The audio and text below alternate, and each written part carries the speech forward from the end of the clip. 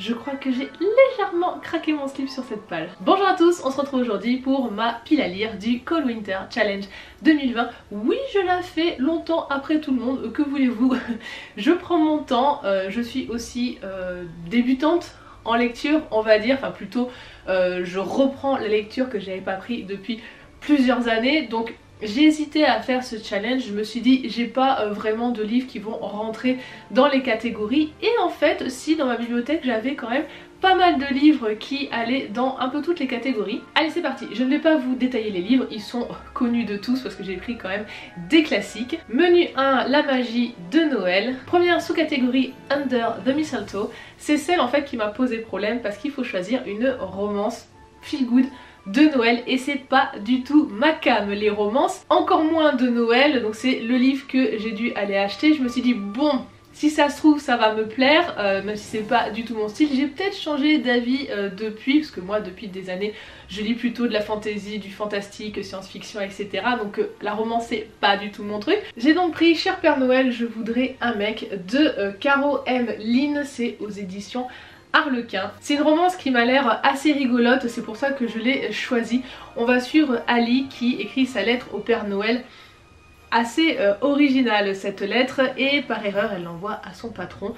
Et en fait dans cette lettre elle disait qu'elle fantasmait aussi sur son patron, donc il va l'apprendre. Ça m'a l'air assez drôle, vu la quatrième de couverture, j'espère que je vais rigoler. La deuxième sous-catégorie c'est raclette, là on parle de famille ou d'amis ou de secret. À la base je voulais mettre Les Arcanes d'Emera, le tome 1. Finalement en trouvant Cher Père Noël, je voudrais un mec, je suis tombée sur Les Nuits enneigées de Castle Court. Donc on va suivre deux amis qui vont ouvrir une bakery, je crois. Exactement, c'est une boutique de biscuits artisanaux. Voilà, donc c'est une histoire entre deux amis au moment de Noël, donc je trouvais que ça collait bien dans le thème. Pour la troisième sous-catégorie, Danse de la Fée Dragée, il fallait qu'on ait un livre qui parle de rêves, univers onirique, fantasy, fantastique, etc. Et du coup j'ai choisi d'y glisser Le Faiseur de Rêves, qui n'était pas dans ma palle, qui était par contre dans ma wishlist. Comme je voulais absolument le prendre, j'en ai profité. On passe au menu 2, Hiver Mystérieux. Pour la première sous-catégorie, Yule, on va parler mythologie, divinité, légende, etc. Et j'ai choisi d'y glisser Le Paris des Merveilles, le premier tome, Les Enchantements d'Ambremer. Alors pourquoi je l'ai glissé? Parce que sur la quatrième de couverture, on nous dit qu'on va y trouver des sirènes, des farfadets, des chats ailés, on est au pays des fées, etc.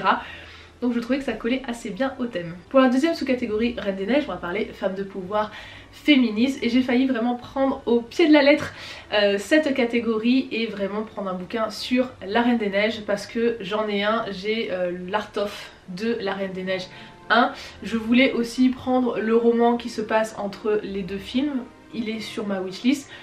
Je pouvais aussi prendre l'Art of de la Reine des Neiges 2, je pouvais prendre aussi Renouveau des Twisted Tales, mais j'ai choisi deux autres livres. Alors je sais pas lequel je lirai, peut-être les deux, on verra bien, ça dépendra le temps qu'il me faudra pour lire tout ça.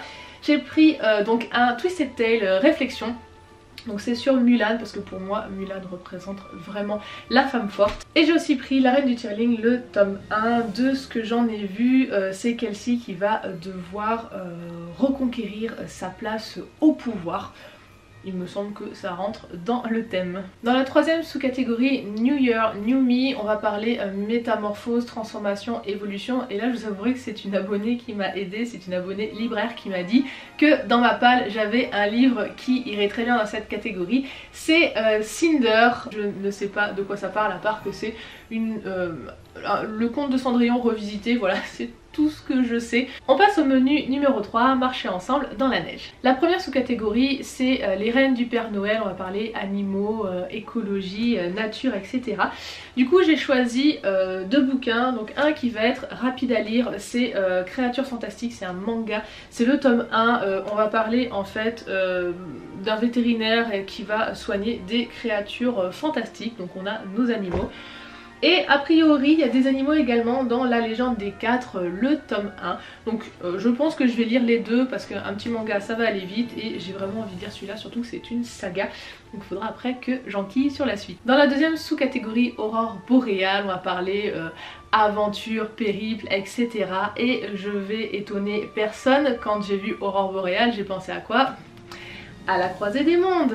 Je vais lire donc le tome 1, alors sachant que je l'ai déjà lu à sa sortie. Donc ça remonte, je voulais vraiment me refaire la trilogie pour pouvoir commencer la nouvelle qui est sortie. Et voilà, comme je vous dis, ça fait très longtemps que je l'ai lu, j'étais ado, donc il y a beaucoup de choses que j'ai oubliées. J'ai beaucoup aimé la série qu'ils ont fait, que je trouvais assez fidèle au livre, de ce que je m'en souvenais, contrairement au film que j'avais détesté. Dans la troisième sous-catégorie, Carol of the Bells, il fallait prendre un roman choral. Alors moi on me dit roman choral, je sais pas ce que j'ai dans ma bibliothèque qui ressemble à ça, donc c'est mon abonné libraire qui m'a dit que j'avais Phobos, le tome 1, qui rentrait dans cette catégorie. Et en cherchant un petit peu sur ma wishlist, j'ai vu que À quoi rêvent les étoiles était également un roman choral, donc je suis allée aussi l'acheter, j'en ai profité. Donc j'ai 2 romans pour cette catégorie, je verrai pareil si je lis les deux ou si j'en sélectionne qu'un. On passe au menu 4, Hiver obscur. Première sous-catégorie, fantômes des Noëls passés. On va parler fantômes revenant, voyage dans le temps, et c'est sur ça que je me suis arrêtée et j'ai sélectionné les cartographes. Le tome 1, alors je sais pas s'il rentre dans cette catégorie, mais en lisant la 4ème de couverture, il y a marqué « Subitement, tous les continents sont plongés dans des périodes historiques différentes ». Ça passe.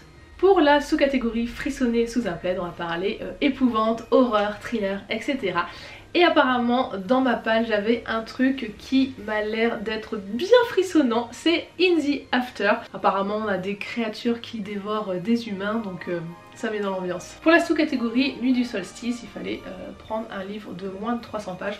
J'en avais dans ma palle, j'avais par exemple Elric le nécromancien, le tome 1, je pensais mettre celui-là, ça fait des années, ça fait plus de 10 ans qu'il est dans ma palle, que je l'ai toujours pas lu, je me dis c'est le bon moment pour le sortir.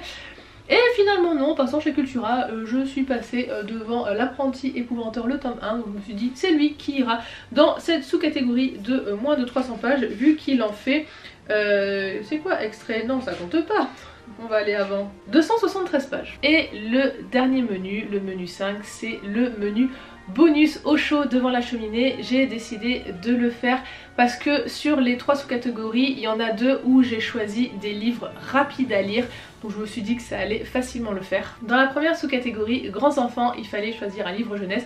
C'est pas ce qui manque dans ma palle, du coup j'en ai sélectionné 2.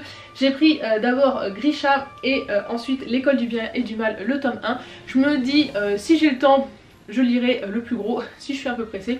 Voilà, il y en a un qui est un peu plus petit.